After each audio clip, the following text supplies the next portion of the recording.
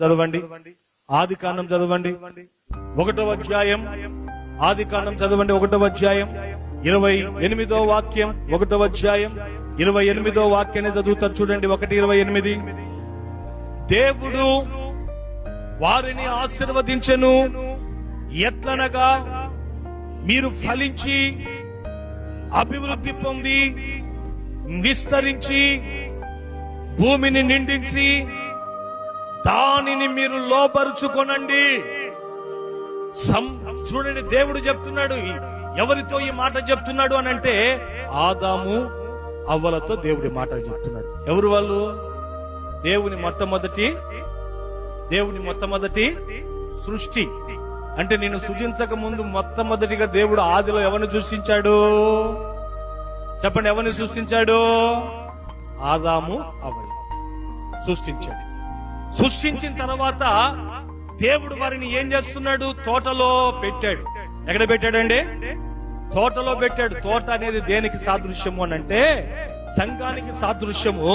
దేవుడు వారిని సృష్టించిన తర్వాత సంఘం అనేటువంటి తోటలో పెట్టాడు. ఏదేను తోటలో పెట్టాడు. ఏదేను అనగా దాని అర్థం ఏంటో తెలుసా? సుఖము, సౌఖ్యము అని అర్థం. అంటే దేవుని బిడ్డలారా, మన బ్రతుకుల్లో సుఖాన్ని పొందుకోవాలంటే ఏం పొందుకోవాలంటే? సౌఖ్యాన్ని పొందుకోవాలంటే ఈ సంవత్సరం అంతా మీరు సుఖంగా ఉండాలనుకుంటున్నారా? ఎవరికి ఉండదండి? ఆశ ప్రతి ఒక్కరికి ఉంటుంది. ప్రతి ఒక్కరు ప్రార్థన చేసుకుంటుంటారు. ఏమన్నా తెలుసా?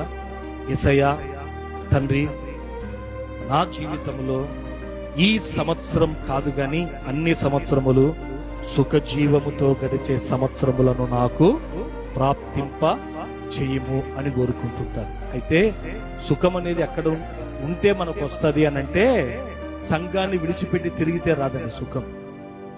తోటను విడిచిపెట్టి తిరిగితే రాదు సుఖం. నువ్వు ఎక్కడ ఉండాలి?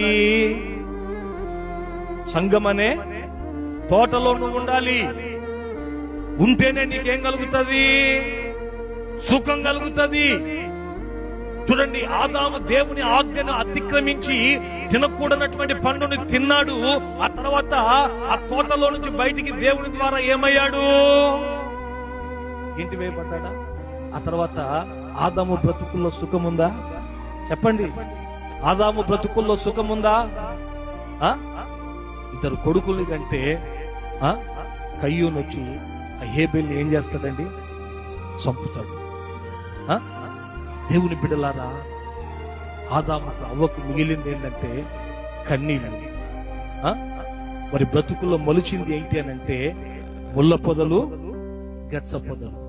ఎందుకు సేవకులు చేతులెచ్చి దండం పెట్టి చెప్తారు సంఘాన్ని వదిలిపెట్టొద్దండి అని?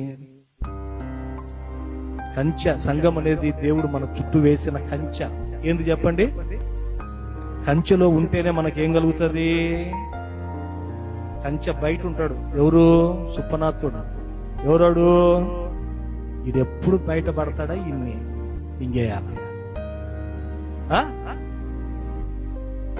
రెడీగా ఉంటాడు. ఎవరిని మింగుదామా అని బైబిల్ ఉందిగా.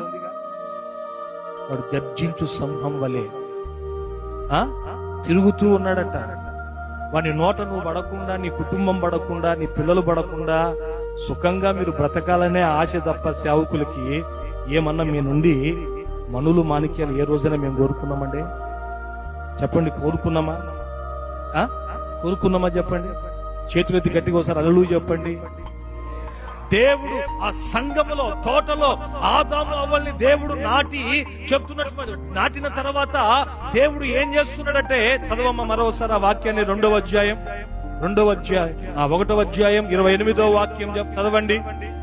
దేవుడు వారిని ఆశీర్వదించి ఎట్లనగా మీరు ఫలించండి, అభివృద్ధి పొందండి, విస్తరించి భూమిని మీరు నిండించి దానిని మీరు లోపరుచుకోనండి. చూడండి, ఆ తోటలో దేవుడు వారిని పెట్టి ఆ ఆదాము అవ్వల్ని దేవుడు ఏం చేస్తున్నాడంటే ఆశీర్వదిస్తున్నాడు. కొట్టు గట్టిగా చప్పట్లు, సచ్చు దెబ్బలు కాదు, గట్టి కొట్టు గట్టిగా. హల్లెలూయా చేస్తున్నాడండి మన దేవుడు. చెప్పండి, ఏం చేస్తున్నాడండి? వారిని ఆశీర్వదిస్తున్నాడు. ఏమని ఆశీర్వదిస్తున్నాడు అనంటే, ప్రభు నోట నుండి వస్తున్న మాట, సృష్టికర్త నోట నుండి వస్తున్న మాట ఏంటంటే, మీరు ఫలించి, హల్లెలూయా, ఏం చేయాలంట? మీరు ఫలించి అభివృద్ధి పొంది విస్తరించి ఈ భూమినంతటిని కూడా మీరు నిందించండి. అంటే దేవుని బిడ్డలారా, ఒకటి, దేవుడు ఎందుకు ఏర్పరచుకున్నాడు మనల్ని అనంటే ఫలించుట కొరకు. ఆమేన్, ఆమేన్, హల్లెలూయా. రెండవది, దేవుని బిడ్డలారా, మనల్ని అందరినీ దేవుడు ఆశీర్వదిస్తున్నాడు. దేవుని మందిరానికి మీరు వస్తున్నప్పుడు ఆ దేవుని మందిరములో దేవుడు మిమ్మల్ని ఏం చేస్తాడు చెప్పండి? ఏం చేస్తాడు? ఆశీర్వదిస్తాడా? ఆశీర్వదించడా? చెప్పండి, ఆశీర్వదిస్తాడా? ఆశీర్వదించడా? తన సేవకులు మీ మీద చేతులుంచి ప్రార్థన చేస్తున్నప్పుడు దేవుని ఆశీర్వాదాలు మీ కుటుంబంలోకి, మీలోకి వస్తాయి కదండి, వస్తాయి కదండి, వస్తాయి రావా? ఎందుకు దేవుడు ఆశీర్వదిస్తున్నాడు అనంటే, ఈ వాక్యం చెప్తున్న మాట ఏంటో తెలుసా? మనం ఫలించాలని చెప్పి. ఆమేన్, హల్లెలూయా. దేవుడు మిమ్మల్ని ఆశీర్వదిస్తున్నాడు. దానికి కారణం కూడా ఏంటో తెలుసా? ఎందుకు అనంటే, మీరు ఆత్మీయంగా, అలాగనే ఆర్థికంగా, మీ చేతి పనుల్లో, మీ వ్యాపారాలలో ఎండిపోయిన అనుభవాల మధ్యలో ఉండాలనేది కాదు, మీరు ఫలించాలనే ఆయన మిమ్ములను ఆశీర్వదిస్తున్నాడు. ఆమేన్, హల్లెలూయా.